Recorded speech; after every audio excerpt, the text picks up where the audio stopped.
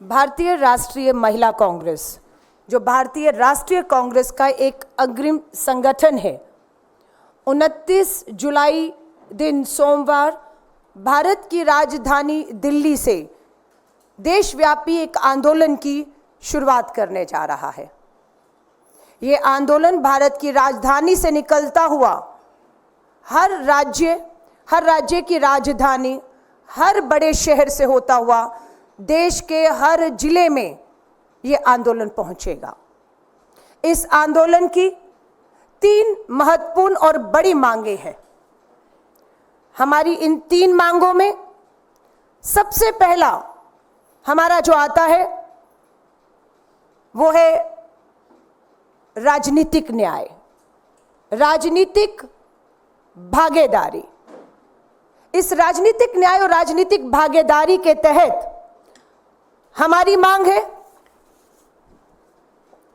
33% महिला आरक्षण विधेयक, जो 10 साल केंद्र की भाजपा सरकार में नहीं हुआ, लेकिन जैसे ही 2024 के चुनाव नजदीक आए, महिलाओं का वोट पाने के लिए विपक्ष के नेताओं के भारी दबाव के चलते चुनाव से ऐन वक्त पहले महिला विधेयक कानून पास किया गया, लेकिन लागू नहीं किया गया।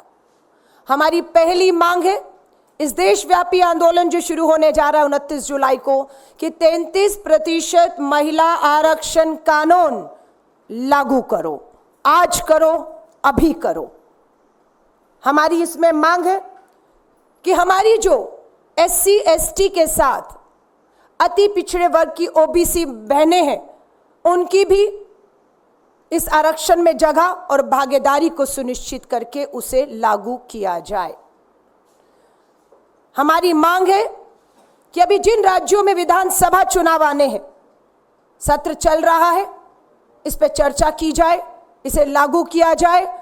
हरियाणा, झारखंड, जम्मू कश्मीर, महाराष्ट्र, ये राज्यों के चुनाव 2024 के अंत तक होने हैं, ताकि इन महिलाओं को इसका लाभ मिल सके। मैं एक वीडियो जो महिला आरक्षण के ऊपर हमारी पूर्व कांग्रेस अध्यक्ष श्रीमती सोनिया गांधी जी ने और श्री राहुल गांधी जी ने, भारतीय राष्ट्रीय कांग्रेस की मांग है कि यह बिल फौरन अमल में लाया जाए,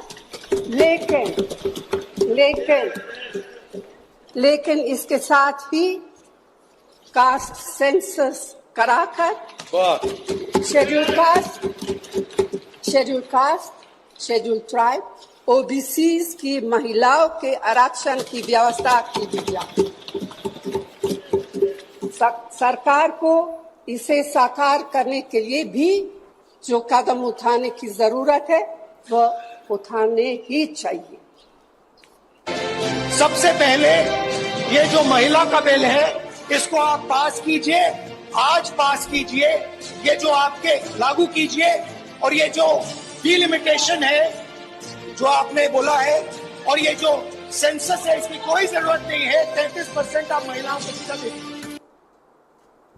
कांग्रेस के पूर्व अध्यक्ष, लोकसभा में नेता विपक्ष श्री राहुल गांधी जी अपने वचन पे आज भी खड़े हैं, और हमें पूरी उम्मीद है नेता विपक्ष के तौर पर भारतीय राष्ट्रीय महिला कांग्रेस उनसे भी यह अपील एक बार फिर करेगी कि अपनी इस मांग को जो संसद में उठाया कि पास करो, और फिर राहुल गांधी जी ने कहा लागू भी करो, क्योंकि पास हो गया है लेकिन लागू नहीं हुआ है।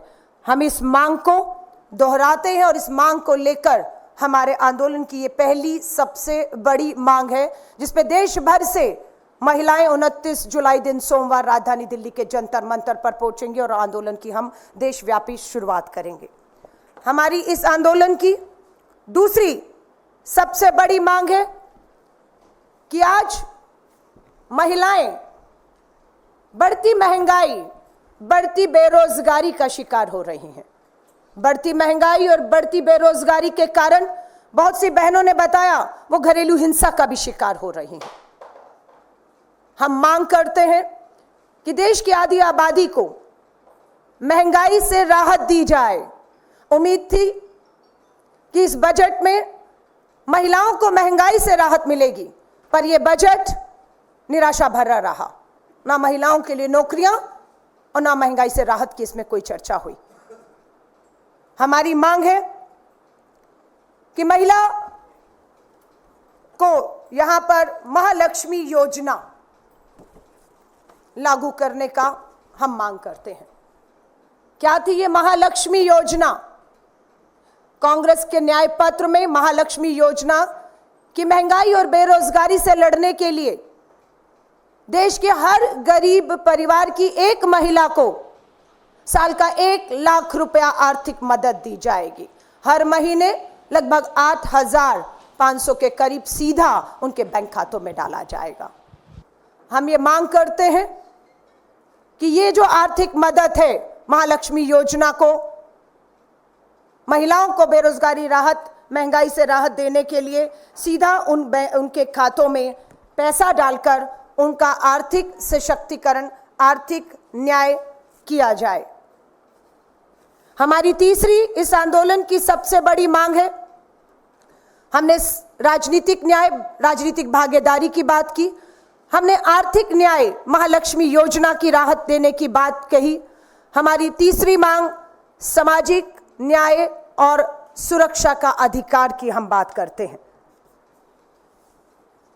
हम अपनी बात को महंगाई से तीसरे मुद्दे पर लाए। महंगाई का एक वीडियो है जो देश की महिलाओं की इस बजट से उम्मीद थी या किस तरीके से वो लड़ रही है। देख लो, कहीं भी देख लो, सब्जी आए थे लेने, मिर्च लेके चले जा रहे हैं, कुछ हमें दिख नहीं रहा। 80 रुपए 100 रुपए तो हम कहाँ लेके जाए? हम 4 चीज ले 400 रुपए यही हो गया तो घर का और काम। अभी आप सिर्फ मिर्च लेके जा रहे हैं। अरे मूंग की बड़ी क्या करें, यही बनाएंगे। अब हम जाके कुछ नहीं बना पाए, नहीं ले जाए। मूंग की बड़ी खरीदी, क्या करें, 25 रुपए का यही बड़ी खरीद लिया, 100 रुपए 100 ग्राम जाके। और ये मिर्च है, मतलब सब्जी खरीदने आई थी लेकिन खरीद नहीं पाए। भारतीय राष्ट्रीय आपने देखा कि महिला बाजार गई सब्जी खरीदने के लिए और खुद बता रही है खाली मिर्ची खरीद कर लौट रही हूं। ये हालत आज देश की आधी आबादी है जो महंगाई से जूझ रही है, चूल्हे बंद हैं। मोदी की गारंटी थी राजस्थान में, मोदी की गारंटी, ये शब्द बैनर होर्डिंग में था, मोदी की गारंटी कि गृहिणियों को 450 रुपए का एलपीजी घरेलू सिलेंडर दिया जाएगा। आज ये आधी आबादी जो महंगाई से जूझ रही है वो पूछना चाहती है, प्रधानमंत्री जी आपकी गारंटी के तहत कौन से राज्य की कौन सी बहनों को 450 रुपए का एलपीजी घरेलू सिलेंडर आज भी मिल रहा है? ये देश जानना चाहता है। इसको लेकर हम ये राष्ट्रव्यापी पूरा आंदोलन करने जा रहे हैं। तीसरा, सामाजिक न्याय और सुरक्षा का अधिकार। इस सरकार में नारी पर अत्याचार, लगातार महिलाओं के प्रति अपराध में बढ़ोतरी हो रही है। अपराधियों में कानून का डर खत्म होता जा रहा है। ताजा घटना मध्य प्रदेश के रीवा में, अभी तक कहावतों में, लड़ाई में, धमकी देते हुए सुनने में आता था कि जमीन में गाड़ देंगे, लेकिन मध्य प्रदेश रीवा की घटना ने देश भर को शर्मसार किया है कि मध्य प्रदेश रीवा में 2 महिलाओं को जमीन में गाड़ने की हिम्मत दबंग दिखा चुके हैं।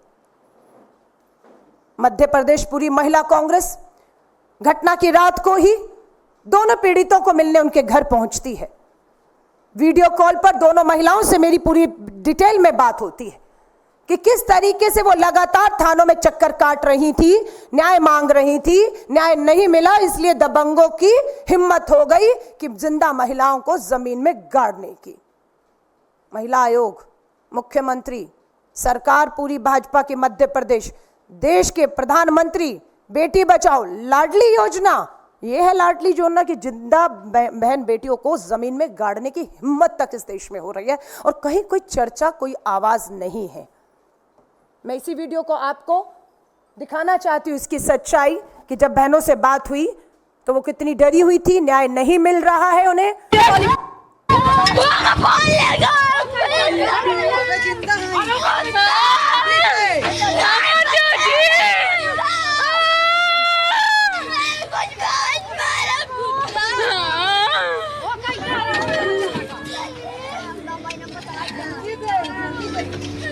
एक महिला को सर के ऊपर तक गाड़ा गया है। एक महिला गर्दन तक और दूसरी का सर तक अंदर है। उसका सिर्फ आप सर का ऊपरी हिस्सा देख पा रहे हैं और परिवार उन गड़ी हुई जिंदा महिलाओं को निकालने के प्रयास कर रहा है।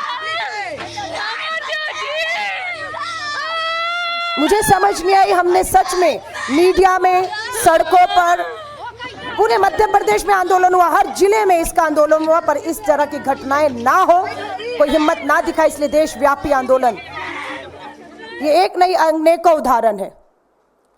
मैं महाराष्ट्र के मुंबई होकर आई, नई मुंबई में 30 साल की महिला जो 6 तारीख को लापता होती है, परिवार थाने जाता है और कहता है कि बेटी हमारी 30 साल की बेटी लापता है।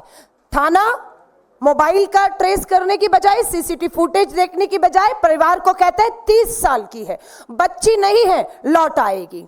महिला 6 तारीख को सुबह 6 बजे निकलती है, 7 को नहीं लौटती, 8 को, 9 को नहीं निकलती, मिलती है। पुलिस कोई प्रयास भी नहीं करती है और 10 तारीख को पता लगता है कि उस 30 साल की नई मुंबई की वो जो हमारी बहन है, उसका सामूहिक बलात्कार बार बार किया गया, उन पिछले दिनों में किया गया और उसकी सामूहिक बलात्कार के बाद हत्या कर दी गई। मैं उस पीड़ित महिला के परिवार को मिलकर आई, उसके पिता को मिलकर आई हूं। उसका 3 साल का बच्चा मामा कर रहा है, लेकिन पुलिस अगर समय रहते पल्ला नहीं झाड़ती कि 30 साल की महिला, उसे खोजने की, उसके फोन ट्रैक करने की, सीसीटीवी कुछ जरूरत नहीं है। अगर वो अपनी जिम्मेदारी समझती तो महिला घर समय पर लौट पाती, लेकिन वो उसकी लाश सामूहिक बलात्कार जो पोस्टमार्टम रिपोर्ट मैंने देखी मिली है। थाने महाराष्ट्र में 9 साल की बच्ची, 9 साल की बच्ची का सामूहिक बलात्कार करके हत्या करके सड़क पर फेंक दी गई। ये घटनाएं इसी जुलाई महीने की हैं तीनों, लेकिन किसी को कोई फर्क नहीं पड़ रहा है। सरकार से जवाब मांगो तो सरकार कहती है हमने कर ली एक गिरफ्तारी, हम अपराधियों को छोड़ेंगे नहीं। आपके इन गीदड़ भक्तियों से अपराधियों में कोई डर पैदा नहीं हो रहा। मात्र पिछले 6 महीने में राजस्थान के अंदर 20,000, 6 महीने में 20,000 राजस्थान में जो है महिलाओं के यौन उत्पीड़न और बलात्कार की घटनाएं सामने आई हैं। मंत्री जी खड़े होकर जवाब देते हैं हम इसकी निंदा कर रहे हैं, हम इस पर कार्रवाई करेंगे, ये शब्द हैं। आपको लगता है ये शब्द काफी है डर पैदा करने के लिए, अपराध को रोकने के लिए, हमारी बहन बेटियों के लिए एक सुरक्षित समाज और माहौल देने के लिए? मेरे साथ साफिया जुबैर जी हैं, मध्य प्रदेश राजस्थान की पूर्व विधायक रही हैं। जब चुनाव था, प्रधानमंत्री नरेंद्र मोदी जी ने राजस्थान की धरती पर महिला सुरक्षा को सबसे बड़ा मुद्दा बनाया था, लेकिन आज वही प्रधानमंत्री जी जवाब नहीं दे पा रहे कि डबल इंजन की सरकार राजस्थान में 6 महीने में 20,000 बेटियां थाने की अदालतों के चक्कर काट रही हैं, आपकी सरकार में न्याय मांग रही हैं, न्याय नहीं मिल रहा और अपराधी आजाद घूम रहे हैं। ये कैसे हो रहा है? हम लोग सभी मीडिया साथियों से भी निवेदन और अपील करते हैं, ये आंदोलन, ये संघर्ष हर गांव तक पहुंचेगा। हमारे जब तक 3 मांगों को नहीं लिया जाएगा, ये आंदोलन अब रुकने और थमने वाला नहीं है। हम धरना, प्रदर्शन, गिरफ्तारियां, जेल जाने को तैयार है, लेकिन इस आधी आबादी 70 करोड़ को हम निराश, हताश नहीं होने देंगे। हम उनकी हिम्मत, उनकी ताकत, उनकी आवाज बनकर, हमारे नेता राज्यसभा में कांग्रेस अध्यक्ष मल्लिकार्जुन खड़गे साहब हो, राज्यसभा में कांग्रेस की पूर्व अध्यक्ष श्रीमती सोनिया गांधी जी ने हमें विश्वास दिलाया है। हमें विश्वास दिलाया है श्री राहुल गांधी जी ने कि नेता विपक्ष के तौर पर, और केसी वेणुगोपाल जी जो संगठन महासचिव हैं लोकसभा में, वो दोनों, और राज्यसभा में इसी सदन, इसी सत्र में अगर बाहर महिलाओं की आधी आबादी इस पूरे आंदोलन को देश भर में इन 3 मांगों को लेकर लड़ेगी, तो संसद के अंदर भी महिलाओं के इस हक अधिकारों के लिए और सुरक्षा की आवाज को संसद दोनों भवनों में जो है वो उठाया जाएगा। दिल्ली पुलिस लगातार हमारी राज्यों की प्रदेश अध्यक्ष जो इस आंदोलन के लिए 30 को अपने राज्यों से आ रही हैं, हमारी जिला अध्यक्ष आ रही हैं, उन्हें लगातार फोन कर रहे हैं। उनसे पूछा जा रहा है कि आप कब आ रही हैं, कैसे आ रही हैं, कितनी तादाद में आ रही हैं, आप ठहरेंगी कहां पर, मुझे नहीं मालूम। दिल्ली पुलिस इस तरह के सवालों के पीछे उसकी मंशा क्या है? अगर दिल्ली पुलिस किसी तरह भी सरकार के दबाव में ये सोच रही होगी कि यह आंदोलन नहीं होगा, ये आवाजें नहीं उठेंगी, देश भर से इस आंदोलन में जो बहनें आ रही हैं आप उनके रास्तों को रोक पाएंगे, तो ये आपकी भूल और गलतफहमी है। हर बहन कोशिश करेगी देश के कोने कोने से भारत की राजधानी दिल्ली के जंतर मंतर पहुंचने की। पूरी हम उम्मीद करते हैं, आशा करते हैं कि दिल्ली पुलिस उन बहनों को अपनी आवाज को उठाने के लिए जंतर मंतर तक पहुंचने से रोकेगी नहीं। अगर दिल्ली पुलिस ऐसा करती है तो मैं उन्हें बता देना चाहती हूं पूरी जिम्मेदारी के साथ कि यह आंदोलन रुकेगा नहीं, यह आंदोलन अब थमेगा नहीं। ये लोकतंत्र में हमारा हक, हमारा अधिकार है। हम गांधीवादी तरीके से सत्य और अहिंसा के रास्ते पर चलते हुए इस आंदोलन में उठने वाली हर आवाज को उठाएंगे और आपको सुनना होगा। जहां पर भी इस आंदोलन को रोकने की कोशिश की होगी जाएगी, चाहे वो ट्रेन से आ रही है, चाहे सड़क मार्ग से आ रही है, चाहे पैदल आ रही हैं, उन्हें अगर रोकने की कोशिश की जाएगी तो हमने अपनी बहनों को कह दिया है पुलिस का सहयोग करिएगा और वहीं का वहीं बैठकर इस आंदोलन को आप शुरुआत कर दीजिएगा। हम लोग देश की महामहिम राष्ट्रपति जी से, देश के प्रधानमंत्री जी से, देश के उपराष्ट्रपति जी से, देश के हमारी लोकसभा के स्पीकर, नेता विपक्ष, सबसे हमने समय मांगा है ताकि इन तीनों मांगों का हम ज्ञापन उन्हें सौंप पाए, ताकि ये लोकतंत्र की आवाज अगर संसद के बाहर सड़कों पर गूंज रही है तो संसद के जो लोकतंत्र का मंदिर है उसमें भी इन आवाजों को सुना जाए, उस पर चर्चा की जाए और बताया जाए कि इन तीनों मांगों पर सरकार कब और क्या करने जा रही है। कब 33% महिला आरक्षण, हमारी मांग है आज और अभी लागू करो। ओबीसी बहनों को अधिकार दो, महंगाई से राहत दीजिए, महालक्ष्मी योजना लागू कीजिए, महिलाओं को सुरक्षा दीजिए और अपराधियों पर नकेल कसिए। यह हमारी मांग है और हम पूरी कोशिश करेंगे। महामहिम राष्ट्रपति जी, प्रधानमंत्री जी, स्पीकर, उपराष्ट्रपति, नेता विपक्ष, हम सबको अपनी इन मांगों का ज्ञापन 29 जुलाई को सौंप पाएं। लेकिन मैं ये कहना देना चाहती हूं कि पानी सर के ऊपर से गुजर चुका है। मुझे महिला कांग्रेस की राष्ट्रीय अध्यक्ष बने हुए 10 जनवरी को मैंने शपथ ली है। लगभग 7 महीने होने वाले हैं। देश के 28 राज्यों और 8 यूनियन टेरिटरीज की अगर बात करेंगे तो लगभग 30 राज्य राजधानियों के मैंने दौरे किए हैं, नारी न्याय सम्मेलन किए हैं और उन्हीं मुद्दों को हमारे नारी न्याय में, हमारे घोषणा पत्र, हमारे नारी न्याय पत्र में मेंशन किया गया। लेकिन आज हम विपक्ष में हैं।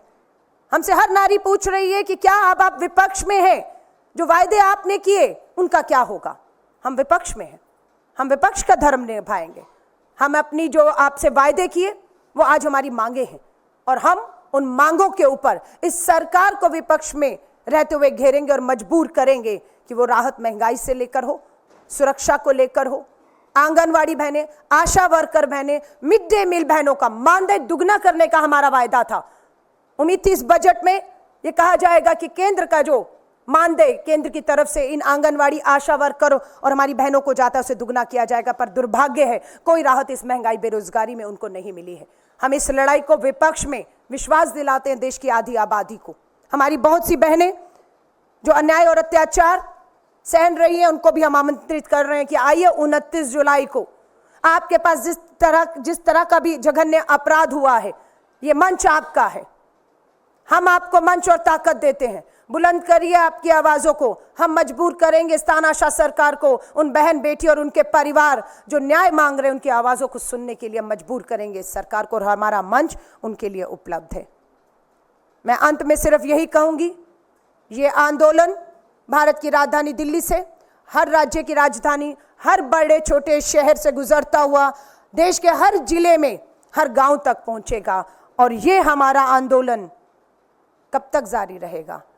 राहुल गांधी जी ने कहा है न्याय का हक मिलने तक। सो मैं ये चेतावनी दे रही हूँ कि ये आंदोलन आपके कुचलने से कुचला नहीं जाएगा। ये आवाज़ें आपके दबाने से दबेंगी नहीं। ना पुलिस की लाठी से डरेंगे, ना FIR से डरेंगे, ना जेल जाने से डरेंगे।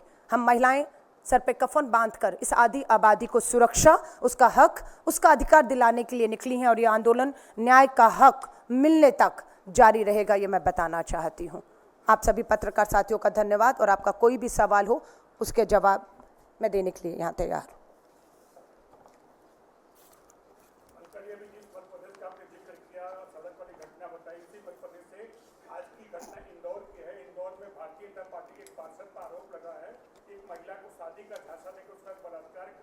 जब उस महिला ने आवाज उठाई तो मारने की धमकी दी और आज ही आपके महिला कांग्रेस के कार्यकर्ताओं ने उनका पुतला विरोध प्रदर्शन किया है। क्या इस मुद्दे को भी आप अपने 29 के प्रश्न उठाएंगी? देखिए, मैं फिर कह रही हूं, मैं इस पीड़ित परिवार और महिला को भी आमंत्रित करती हूं। अगर आपको या किसी भी महिला को देश में लगता है उसके परिवार को न्याय नहीं मिल रहा, लड़ाई लंबी हो रही है, हम उन्हें आमंत्रित करते हैं, आइए। भारतीय राष्ट्रीय महिला कांग्रेस का मंच पूरी ताकत आपके साथ खड़ी है। इन 7 महीनों में मेरा पूरा ध्यान संगठन के निर्माण पर रहा है। आज मुझे ये बताते हुए भी खुशी है कि भारतीय राष्ट्रीय महिला कांग्रेस का संगठन हर राज्य में पूरे मजबूती से खड़ा हो चुका है। हमने ब्लॉक अध्यक्षों तक की नियुक्ति का काम काफी हद तक काफी राज्यों में पूरा कर दिया है। और मुझे मालूम है जब हमारा बूथ तक पे महिला एक कार्यकर्ता होगी तो कोई भी इलाका, कोई भी गली, कोई भी मोहल्ला अछूता नहीं रहेगा जहां अपराध हो और तुरंत महिला उसके घर नहीं पहुंचेगी। हमारा मजबूती से संगठन ऊपर से नीचे तक निर्माण हो चुका है। और मैं फिर कहूंगी, ये बहनों, इंदौर वाला मामला हो, रीवा वाला मामला हो, मुंबई, ठाणे, राजस्थान, देश भर की जो भी महिला है उन्हें हम आमंत्रित करते हैं और उनके परिवारों को आइए। हमें मालूम है इस अपराध में भाजपा के बहुत बड़े नेता, सांसद, विधायक, पूर्व सांसद, पूर्व विधायक भी शामिल है। वो सब के खिलाफ जो महिलाएं लड़ाई लड़ रही हैं वो सब इस मंच पर आपको दिखेंगी अपनी आवाज को बुलंद करते हुए। मैं अपनी साथी नीतू वर्मा जी का, साफिया जुबैर जी का और आप सभी का एक बार फिर से धन्यवाद करती हूं और उम्मीद करती हूं ये आवाज़। और 29 जुलाई आपको आमंत्रित करती हूं जंतर मंतर पर इस आंदोलन की जो आवाज़ें उठेंगी। मैं उम्मीद करती हूं मीडिया, चौथा स्तंभ, उस आवाज़ों को संसद की दीवारों से अंदर तक पहुंचाए ताकि सरकार जाग सके कि सच में मामले बेहद गंभीर है। आपका कोई एक सवाल? प्रश्न है, नीतीश कुमार ने जिस तरीके से असेंबली में बयान दिया, आरजेडी की एक एमएलए को कहा कि महिला हूँ जानती नहीं हूँ, उस बयान पे आप कैसे, क्या टिप्पणी रहेगी? उसी पे जुड़ा हुआ है लल्लन सिंह ने भी कल जो है लोकसभा में जो है राबड़ी देवी को लेकर इसी तरह का बयान दिया कि पहले वो अपना साक्षर देख ले, कितना बड़ा लिखती है, वो क्या बजट को समझेंगी। लल्लन सिंह ने राबड़ी के लिए ऐसा कहा। देखिए, 2 चीजें हैं और आज से पहले किसी ने क्या कहा, लेकिन आज के बाद अगर किसी भी नेता में, मैं पार्टी लाइन से ऊपर उठकर कह रही हूं, आप इस बात को समझ लीजिएगा, मैं पार्टी लाइन से ऊपर उठकर कह रही हूं और खासतौर से विपक्ष के नेताओं को तो मैं बिल्कुल चेतावनी दे रही हूं कि अगर आपने किसी भी महिला पर कोई भी अभद्र टिप्पणी की या उसके मान सम्मान को ठेस पहुंचाया, उसका अपमान किया, तो भारतीय राष्ट्रीय महिला कांग्रेस आपको घर पे चैन से बैठने नहीं देगी। आपके घर का घेराव करेंगे। जब तक आप उस महिला से पब्लिकली माफी नहीं मांग लेंगे, भारतीय राष्ट्रीय महिला कांग्रेस आपकी जान का पीछा नहीं छोड़ेगी। आपकी जान के पीछे तब तक पड़ी रहेगी जब तक आप अपनी कथनी के लिए माफी सार्वजनिक तौर पर उस महिला से नहीं मांग लेते। और माफी मांगने के बाद यह बेहद जरूरी होगा कि उस महिला को यह महसूस होना चाहिए कि हमारे दबाव में वो माफी नहीं मांग रहा, उसे महसूस हो रहा है कि उसने ये गलत शब्द या उसका अपमान किया है, ठेस पहुंचाया, और वो महिला उसको माफ करती है। और ये बात मैं हर एक के लिए कह रही हूं, आप समझ रहे होंगे, हर एक के लिए कह रही हूं। हम अब इन चीजों को हल्के में नहीं लेंगे, क्योंकि निर्भया के बाद जस्टिस वर्मा आयोग की रिपोर्ट में वर्बली भी अगर आप किसी को कुछ कहते हैं या इस तरह के हाव भाव का इस्तेमाल करते हैं कि वो महिला अपने आप को असहज महसूस करती है पब्लिक में, तो भी उस पर एक कानून आ चुका है। सो अब महिला कांग्रेस इसे हल्के में नहीं लेगी। और अब मैं कह रही हूं नेताओं को, चाहे वो कहीं पे भी हैं, बहुत सोच समझकर महिलाओं के बारे में टिप्पणी करिएगा। और जिन नेताओं के आप बात कर रहे हैं, हम सबसे पहले उन्हीं का घेराव माफी ना मांगने तक हम करने जा रहे हैं। किसी भी पार्टी के नेता अगर बयान देते हैं तो ऐसा मैंने बिल्कुल कहा है। मैंने कहा जब मैं पार्टी लाइन से ऊपर उठती हूं तो मैं ये कहती हूं कि कोई भी नेता किसी भी महिला के लिए, चाहे वो नेता है, चाहे वो आम गृहिणी है, चाहे मोहल्ले की एक आम औरत है, संघर्ष कर रही है, किसी महिला के लिए किसी नेता की टिप्पणी पर महिला कांग्रेस उन्हें छोड़ने वाली नहीं है। जब तक वो माफी नहीं मांग लेते और उनकी माफी स्वीकार नहीं कर ली जाती, हम उन्हें कहीं भी सार्वजनिक स्थलों पर जाएंगे। हमारी महिला कांग्रेस का संगठन मजबूती से खड़ा है। हर गली मोहल्ले में, हर सार्वजनिक कार्यक्रम में उन नेताओं का हम घेराव करेंगे और उन्हें इस तरह से हम मजबूर कर देंगे कि उन्हें समझ आएगा कि माफी मांग लेने में ही बेहतरी, और आगे से ये दोहराएंगे नहीं। ये भी हम उनसे जो है वचन लेंगे कि आप दोहराएंगे नहीं। हर बार इस तरह के अपशब्द और इस तरह की बातें होती हैं, पीछा छुड़ाने के लिए माफी मांग ली जाती है और फिर सोच पीछे की हमेशा वही रह जाती है। अलका जी, नीतीश जी का घेराव की क्या योजना है, पहला सवाल मेरा ये हो। दूसरा में ये है कि क्या 29 तारीख की राष्ट्रव्यापी आंदोलन होगा या उसके बाद राज्यों में आपका प्रोग्राम? मैंने वही कहा है, 29 जुलाई दिन सोमवार भारत की राजधानी दिल्ली के जंतर मंतर पर मेरी पूरी देश की प्रदेशाध्यक्ष, जिला अध्यक्ष पहुंच रही हैं। ये देशव्यापी आंदोलन और महिला कांग्रेस का संगठन जुड़ रहा है और उसके बाद दूसरे चरण में हम लोग हर राज्य की राजधानी में इसी आंदोलन, इन्हीं 3 मांगों के साथ जाएंगे। उसके बाद जिला और ब्लॉक तक, और यह आंदोलन यूं ही निरंतर चलता रहेगा। अगर इन मांगों को नहीं मांगा गया, मान लीजिए फिर संसद का सत्र आएगा, फिर हम दिल्ली से शुरुआत करेंगे और फिर नीचे तक जाएंगे।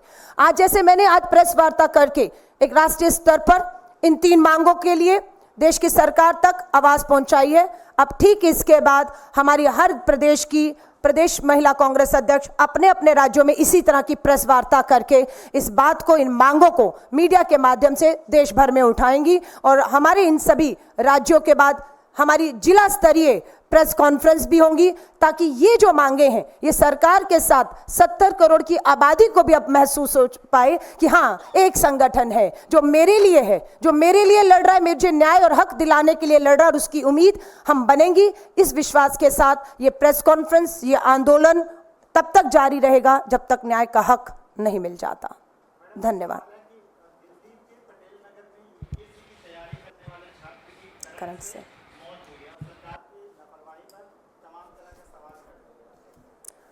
देखिए, दुर्भाग्यपूर्ण है, मैंने वो तस्वीर देखी, माँ हूँ और मैं सोच रही थी कि उस माँ अपने इस बच्चे की तस्वीर को जब देख रही होगी, उस पिता पे क्या बीत रही होगी कि सरकारी लापरवाही की वजह से करंट से एक युवा छात्र की, जिसका बैग भी दिख रहा है, मौत हो जाती है। बिल्कुल मैं कहूँगी इस हत्या के दोषी सरकार और प्रशासन है, जिनकी जिम्मेदारी थी इसको सुनिश्चित करना कि बारिश है, करंट है, तारे हैं, लोग इसी पानी में से गुजरेंगे जो भराव है, किसी की जान ना चली जाए। लेकिन ये हुआ है और मैं इस हत्या की दोषी सरकार और प्रशासन को मांगती हूँ, उन पर यह हत्या का मामला चलना चाहिए।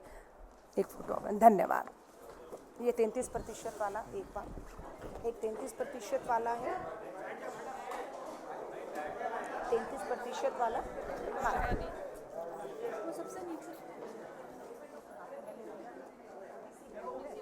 ये तो है, यही है, यही।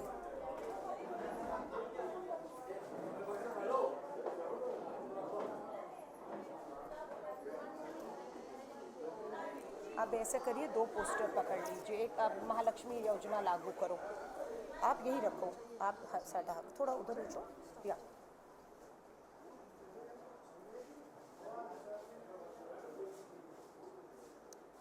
अब हमारा जो अत्याचार वाला है, ये वाला आप लीजिएगा सोफिया जी, ये वाला जो हाँ, महिला वाला हमेशा रहेगा। बहुत बहुत धन्यवाद आप पत्रकार साथियों का। Thank you.